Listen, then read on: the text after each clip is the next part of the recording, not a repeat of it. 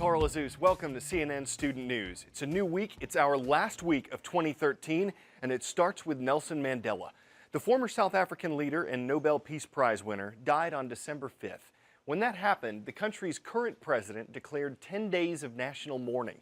South Africa held a memorial service. Mandela's body lay in state for 3 days, and finally a funeral and burial in the village where Mandela grew up. On the hills overlooking Mandela's childhood home and burial site, a truly unique moment. Zulus in traditional warrior clothing drove 7 hours to bid farewell to the hero that transformed this nation. Chants and dances reserved for a chief. If Madiba is a chief, when he's passed away, you must do it as our culture. This is really quite incredible. It's almost surreal. Traditional Zulu song and chant. The audio of that blending with the marching band that we can hear from the speakers in front of the screen as Mandela's coffin is being moved towards his final resting place. The people gathered somber, silent as they watched, some choosing to stand alone. And with the final gun salute, the reality that Mandela is gone, for some, overwhelming. Beauty Makuna traveled 12 hours to be here. We were upset, people were, at least, even if he was no longer in public, whatever, but at least we were happy that he was still alive. Others emotional, but glad he can finally rest in peace. And among all, a profound sense of gratitude for all Mandela sacrificed and stood for. We're talking about Tata. It means Tata is no more. He is gone for good. We don't know whether South Africa will be the same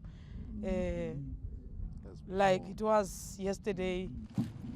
Mandela has finally returned home, the country united as it says goodbye. And now it must live up to its savior's legacy. Arwa Damon, CNN, Kunu, South Africa. We've also been talking recently about political protests in Ukraine. Some people in the country think Ukraine should be more aligned with Russia. Others think it should have closer ties to the European Union. Most of the recent protests have been from people on the pro-European Union side. They've been calling for changes in their government. And yesterday, they heard some support from an American lawmaker. We are here to support your just cause. The sovereign right of Ukraine to determine its own destiny freely and independently. To all Ukrainians, America stands with you. The other side is out in the streets too. This rally is to keep the country closer to Russia. Nick Payton-Walsh talked with some of the protesters about why they don't want to be connected to the European Union. If we have closer ties to the European Union, this woman says, our factories in the east will be closed. We'll be penniless. This all started when Ukraine's president refused to make a trade agreement with the European Union. Last week, he said he would sign the deal. Now the EU says the deal's on hold because they don't believe Ukraine's president is showing a clear commitment. It's time for the shout out. What country's flag is this? If you think you know it, then shout it out. Is it the flag of Turkey, Vietnam, Cuba, or China? You've got 3 seconds. Go.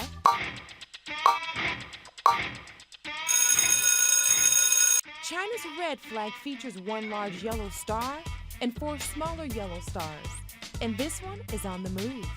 That's your answer, and that's your shout out. It's on the move because that thing it's attached to in the picture is a lunar rover. It's called the Jade Rabbit. It has 6 wheels, 4 cameras, 2 legs, and as it digs around on the moon, China is hoping it will help the country make more of a name for itself in space and on Earth. China's Jade Rabbit lunar rover is now exploring the moon. This vehicle detached itself from the larger Chang'e 3 lunar probe in the early hours of Sunday, Beijing time.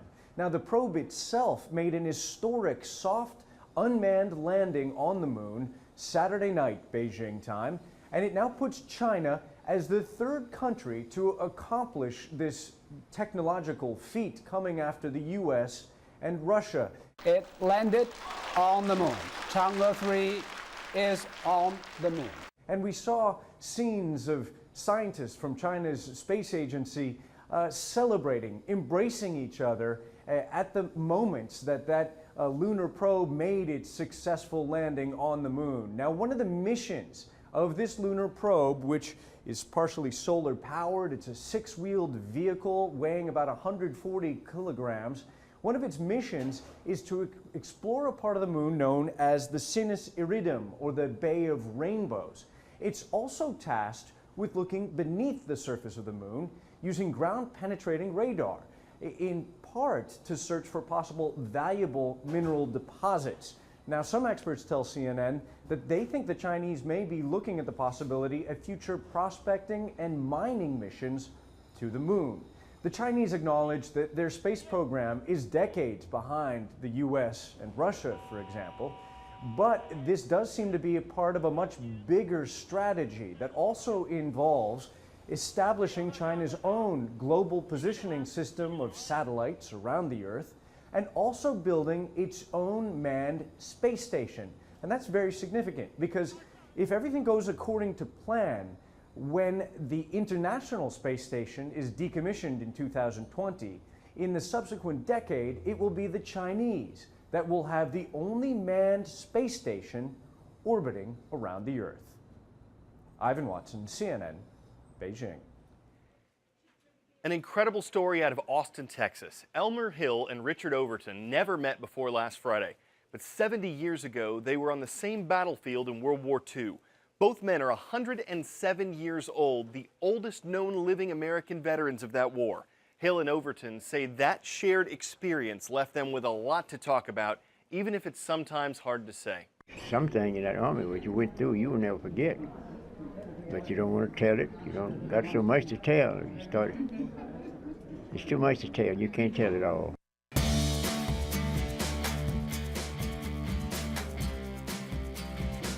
We hear from a lot of you Wildcats out there, and today's roll call is full of them. First up, we're heading to Ocala, Florida for the Wildcats from Forest High.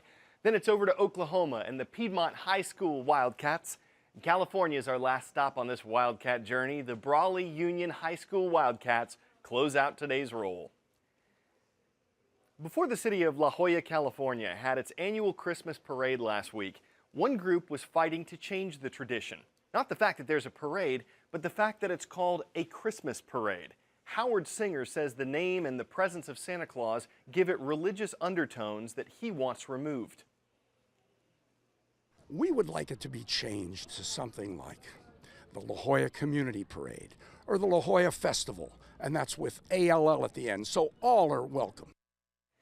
The event's chairwoman, Ann Kerr Bosch, says the parade is inclusive and that most of La Jolla wants to keep it and the Christmas title just as they are. We have people of all religions in it. We do not exclude anybody. We've had Muslim webmasters, Islamic float winners, Jewish marshals, but we don't ask what your religion is. It's a community event. It's a U.S. government holiday since 1870. The Christmas parade was held as scheduled and titled. The man fighting it says he'll try again next year to get the name changed. What do you think? It's what we're discussing today on our blog at cnnstudentnews.com. If you're at least 13, give us your opinion of the La Jolla Christmas Parade debate. And if you're already on Facebook, you can comment at facebook.com/cnnstudentnews.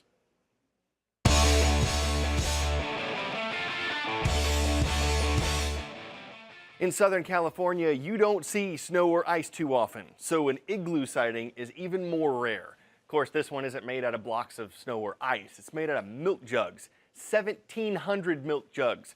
The people who built it collected their empty jugs and asked friends and family to do the same thing.